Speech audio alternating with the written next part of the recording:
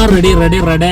Hi friends, എല്ലാവർക്കും നമസ്കാരം. Entertainment കീഴിലേക്ക് എല്ലാവർക്കും സ്വാഗതം. യെസ്, എന്റർടൈൻമെന്റ് കിളി റിയാക്ഷൻ ആണ്. ഈ കിളി റിവ്യൂ ആകെ കിളി പറഞ്ഞിരിക്കുക കേട്ടോ. അല്ല, കിളിയല്ല പറഞ്ഞത്, ഈച്ച പറഞ്ഞിരിക്കുകയാണ്. ഈ പണ്ടുള്ളവർ പറയില്ലേ, പണ്ടുള്ളവർ പറയുന്നതല്ല, നമുക്കൊക്കെ അറിയുന്ന കാര്യമാണ്. ഏതൊക്കെ സ്ഥലങ്ങളിലെ ഈച്ച ഉണ്ടാവുക സാധാരണയായിട്ട് അത് ശരിക്കും അന്വർത്ഥമാക്കിയ ഒരു സിനിമയായി പോയിട്ട്, വല്ലാത്ത സിനിമ. അഴുകിയ സാധനത്തിലാണല്ലോ ഈച്ചിരിക്കുക. അങ്ങനെയൊക്കെയുള്ള അവസ്ഥ. അതായത് ഞങ്ങളും ചെന്നിരുന്നു അഴുകിയ ഒരു സാധനത്തില് ഇരുന്ന് കണ്ടു നമ്മളും അഴുകിപ്പോയി. അതെ, അതാണ് ഈ സംഭവിച്ചത്. ഭീകരം. ദിലീഷ് കരുണാകരൻ സംവിധാനം ചെയ്ത് ആളുടെ തന്നെ രചനയിൽ വന്ന ഒരു സിനിമയാണ് ലൗളെ. മാത്യു തോമസ് ആണ് പ്രധാന വേഷത്തിലെത്തിയിരിക്കുന്നത്. പിന്നെ ഒരു ഈച്ചയുണ്ട്. ഈച്ച കിടിലൻ അഭിനയമായിരുന്നു. ഈച്ചകള്, അതായത് കുറച്ച് ആൾക്കാരെ ഞങ്ങൾ തിയേറ്ററിൽ ഉണ്ടായിരുന്നുള്ളൂ. കുറച്ച് മനുഷ്യര്, 5-6 പേരുണ്ട് ബുദ്ധിയില്ലാത്ത, അതായത് ഈ ആൾക്കാർ താമസിക്കുന്ന ഏരിയയില് ഒരു 10 ആൾക്കാർ ബുദ്ധിയില്ലാത്ത മനുഷ്യര് തിയേറ്ററിൽ കയറി ടിക്കറ്റ് എടുത്തിട്ട് പെട്ടു. എന്നിട്ടിരുന്ന് ഇങ്ങനെ കാണുന്നു. പിന്നെ ഞങ്ങളിങ്ങനെ നോക്കി, അതായത് കുറച്ച് ഈച്ചകളൊക്കെ തിയേറ്ററിൽ കയറിയിട്ടുണ്ടോ. നമ്മളല്ലാതെ ചിലപ്പം ഈച്ചകൾക്ക് ചിലപ്പോൾ ഇത് കണക്ട് ആവാൻ സാധ്യത കാണുന്നുണ്ട്. അവരുടെ സംസാരങ്ങളും അവർക്ക് നോക്കിയായിരിക്കും. അതെ, ഇമോഷണലി അവർക്ക് കണക്ട് ആവാൻ സാധ്യത ഉണ്ട്. കാരണം അവരുടെ ലൈഫാണ് കാണിക്കുന്നത്. അതെ. പിന്നെ മണിയനീച്ചയാണ് തോന്നുന്നുണ്ട്. പിന്നെ വേറൊരു കാര്യം എന്താ വെച്ചാൽ, ഈ 3D സിനിമയാണെന്ന് പറഞ്ഞിട്ടൊക്കെയാണ് നമ്മൾ കേറിയത്. അത് ചതിയാണ്. നിങ്ങള് എന്തും ഓക്കെ, അതായത് നിങ്ങൾ നല്ല രീതിയിൽ എഴുതിയിട്ടില്ല, നല്ല രീതിയിൽ ഒരു സിനിമ പടച്ചു വെച്ചിട്ടില്ല, അതൊക്കെ പോട്ടെ. 3D എന്ന് പറഞ്ഞ് പറ്റി അതിന്റെ ഒരു എഫക്ട് തരണ്ടേ. എഫക്ട് പോട്ടെ, 3D ആണെന്ന് എവിടെയെങ്കിലും തോന്നണ്ടേ. അതാണ്. അതായത് 3Dയുടെ പൈസയും വാങ്ങി, അത് സാധാരണ ടിക്കറ്റ് അല്ലല്ലോ അതിന്. പൈസ കൂടുതലാണ്. എനിക്ക് തോന്നുന്നറിയോ, ഇത് ആകെ ഒരു ഷോയെ കളിക്കുള്ളൂ. ഇതൊരു ഷോയെ കളിക്കുള്ളൂ. അപ്പൊ അതില് കുറച്ചൊക്കെ ഇങ്ങോട്ട് പോരട്ടെ എന്ന് കരുതിയിട്ട്, അത് തിയേറ്ററുകാർക്കല്ലേ കിട്ടുള്ളൂ അല്ലേ. അത് തിയേറ്ററുകാർക്ക് കിട്ടുന്ന സംഭവമാണ്. അത് ചിലപ്പോ അങ്ങനെ തന്നെ ആയിരിക്കും. അങ്ങനെ ആയിരിക്കും അവരുടെ മനസ്സിൽ വിചാരിച്ചിട്ടുണ്ടാവും. ഇനി സിനിമയെ കുറിച്ച് പറയുകയാണെങ്കിൽ, സിനിമയെ കുറിച്ച് തന്നെ അതൊക്കെ പറയുന്നത് വല്ലാത്തൊരു സിനിമ കേട്ടോ.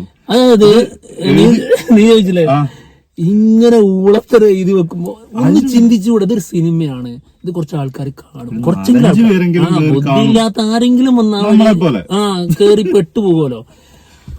അവരെങ്കിലും ഇത് കാണുമെന്നുള്ളത് നിങ്ങൾക്കൊന്ന് ചിന്തിച്ചൂടെ എഴുതി വെക്കുമ്പോ. ഉദ്ദേശിച്ചിരിക്കുന്നത് എന്താണെന്നാണ്, ഒരു ഷോർട്ട് ഫിലിം നമ്മൾ പഴയ കണ്ട ഒരു ഓർമ്മ വന്നു.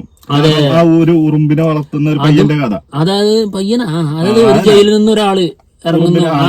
ആ ആൾക്ക് കൂട്ടിന് ഒരു ഉറുമ്പായിരുന്നു ഉണ്ടായിരുന്നത്. ആ ഉറുമ്പിനെ കൊണ്ടുവച്ച് പുറത്തിറങ്ങുന്ന സമയത്ത് ഒരു പഞ്ചസാര പൊട്ടെന്തോ കൊടുക്കും. എന്നിട്ട് അതിനുശേഷം ആള് ഫുഡ് കഴിക്കുന്ന സമയത്ത് അവിടുത്തെ ആള് വന്നിട്ട് ഒറ്റ അടിയാ, എന്നിട്ട് അങ്ങ് തുടച്ചാണ് കളയും.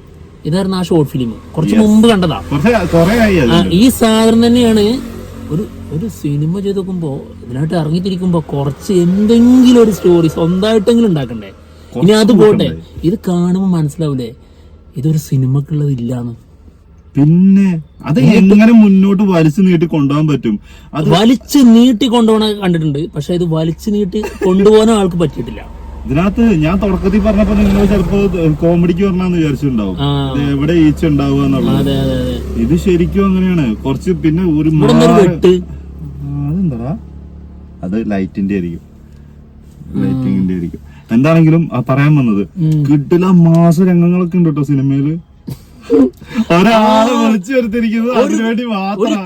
റോള് ചെയ്ത ഒരാളുണ്ട്, അതായത് നമ്മുടെ ബാബുരാജിനോട് എന്തായിരിക്കും പറഞ്ഞിട്ടുണ്ടാന്ന് അറിയാം. സിനിമയിൽ അഭിനയിക്കുമ്പോ നിങ്ങളൊന്നും ചെയ്യണ്ട, രാവിലെ 8:30 ആവുമ്പോ ഒന്ന് ടോയ്ലറ്റിൽ പോകണം, അത് തൂറുക. അതാണ് എന്ത്, ഇത് ഡയറക്ടർ ബ്രില്യൻസ് ആണെന്ന് നമുക്ക് അറിഞ്ഞൂടാ.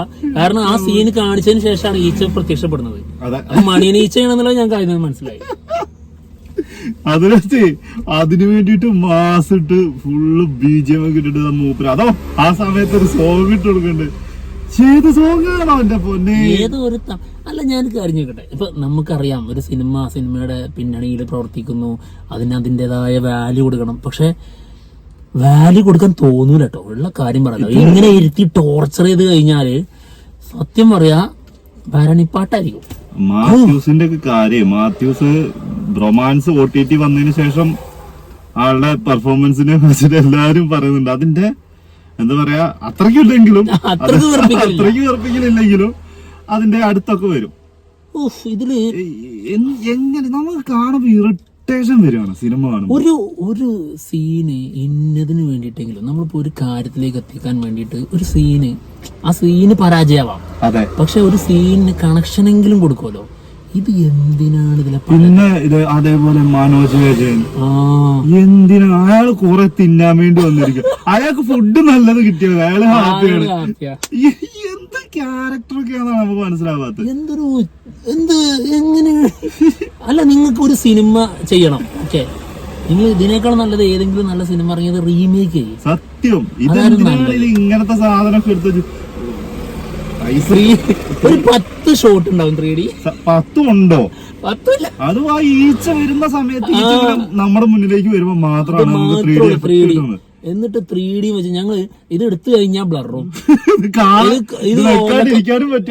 കോപ്പ് ഇവിടെ ഇരുന്നിട്ട് ബുദ്ധിമുട്ടും. 3D ആണെങ്കിൽ നമ്മൾ മറന്ന് അത് കണ്ടുപോകും. പിന്നെ എന്ത് പല സമയങ്ങളിലും നമുക്കിത് 3D തുടക്കം മുതലേ തന്നെ ഇത് 3D ആണെന്ന് തോന്നണ്ടേ. 3Dക്ക് വേണ്ട ഒരു സാധനവും വരുന്നില്ല. എനിക്ക് ഭയങ്കരമായിട്ട് നന്ദി പറയാനുള്ളത് ആരോടറിയോ? ധ്യാൻ ശ്രീനിവാസനോട്. ധ്യാൻ ശ്രീനിവാസൻ എന്താ റോൾ ഇതിൽ നിന്നുള്ള കേട്ടോ. അതായത് തിയേറ്ററിൽ നിന്ന് ഇത് കഷ്ടപ്പെട്ട് ഇത് കഴിച്ച് തീർക്കാന് ഞാൻ ചെയ്ത ഏക മാർഗം ധ്യാൻ ശ്രീനിവാസന്റെ ഇന്റർവ്യൂ എടുത്ത് കുറച്ച് നേരം കണ്ടു. അതെ, ഞാൻ ഇന്റർവ്യൂ ഇല്ല, അതായത് നമ്മൾ കേറി ഇരുന്ന് കാലിങ്ങനെ മടക്കി സീറ്റിലേക്ക് കാലിലേക്ക് വെച്ചപ്പോഴത്തേക്കും ഇന്റർവ്യൂലായി. അതൊക്കെ പോട്ടെ, അതൊക്കെ പോട്ടെ. സിനിമ ലെങ്ത് കുറവാന്ന് വിചാരിക്കും. അത് കഴിഞ്ഞ് തിരിച്ച് ഇന്റർവ്യൂ കഴിഞ്ഞ് തിരിച്ചു കയറി വരുമ്പോ ആകെ 8 പേരുള്ളൂ തിയേറ്ററില്. കേറുപോയി കറക്റ്റ് സ്ഥലത്ത് ഈച്ച വരുവുള്ളൂ, അതറിയില്ല. നമ്മളവിടെ ഇരുന്ന കാര്യല്ലേ. എന്താണെങ്കിലും അത് ഈ ഇന്റർവ്യൂ കഴിഞ്ഞ് തിരിച്ചു കയറുമ്പോ എല്ലാരും ഫോണിലാ. ഈച്ച അടിച്ചു കൊല്ലേ ഈച്ചനെ ചത്ത് കണ്ടു കൊന്നടാ കൊന്ന് ആ ഈച്ചനെ കൊന്നു, ജനങ്ങൾ കൊന്നു. എന്താണെങ്കിലും ഒരു പേരും വല്ലാത്തൊരു സിനിമ കേട്ടോ. ഇത് സംഭവം എന്താ ശിവാംഗി ആണെന്ന് തോന്നുന്നു. ശിവാംഗിയാണ് അതിന്റെ സൗണ്ട് കൊടുത്തത്. നല്ല രസം. അത് ആളുടെ സൗണ്ടിന്റെ ഒരു രസം എന്താന്ന് വെച്ചിട്ടുണ്ടെങ്കിൽ തമിഴും മലയാളം കൂടി കലർന്നിട്ടുള്ള രീതി ആയതുകൊണ്ട് അത് ഭയങ്കര രസമായിട്ട് സംസാരിച്ചു പോകുന്നു. പക്ഷെ മലയാളത്തിൽ തന്നെ മലയാളത്തിലാണ് പറഞ്ഞു, പക്ഷെ ഒരു നല്ല രസമുണ്ടായിരുന്നു. കറക്റ്റ് മലയാളം പിടിച്ചിട്ടാണ് ചെയ്തിരിക്കുന്നത്. അഴിച്ചു വിട്ടിട്ടുണ്ടായിരുന്ന ഈ പെട്ടുപോയാല് മലയാളവും തമിഴും കൂടി മിക്സ് ആക്കി പോകുന്നുണ്ട്. തുടക്കത്തിൽ 1-2 സ്ഥലങ്ങളിലൊക്കെ വരുന്നുണ്ട് അതിന്റെ ഒരു തമിഴ് സ്റ്റൈല് വരുന്നുണ്ട്. ഇത് ലാസ്റ്റ് ബിഗിനിങ് ആണെന്നാണ് പറഞ്ഞിരിക്കുന്നത്. ഇത് തുടക്കമാണെങ്കിൽ ഇനി തുടരരുത് പ്ലീസ്, ദയവ് ചെയ്ത് പറയാണ്, കയ്യാലും പിടിക്കാം. അസഹനീയം. എന്താണെങ്കിലും ഞങ്ങള് ഇതൊരിക്കലും റിവ്യൂ ആയിട്ട് നിങ്ങൾ കണക്ക് കൂട്ടണ്ട. ഇത് അച്ഛന്റെ രോദനം എന്നൊക്കെ പറഞ്ഞില്ല, അതേപോലെ അതായത് ഞങ്ങളുടെ അത് വളരെ മോശം സാധനത്തില് അറിയാതെ ഒട്ടിപ്പോയി. അതിന്റെ ഒരു അനുഭവം പറഞ്ഞതാണ്. എന്റെ പൊന്നോ, മനസ്സിലായില്ലേ ഉദ്ദേശം? അത്രേ ഉള്ളൂ, അവസ്ഥയാണ്. എന്താണെങ്കിലും ഞങ്ങൾ പോവാണ്. നല്ല വിശേഷങ്ങളുമായിട്ട് ഉടനെ തന്നെ കാണാം. കണ്ട ആൾക്കാര് നിങ്ങളുടെ അഭിപ്രായങ്ങൾ വന്ന് പറയാം. അഭിപ്രായങ്ങൾ കുറയട്ടെ ഇതിന് എന്നുള്ളതാണ് എന്റെ അഭിപ്രായം.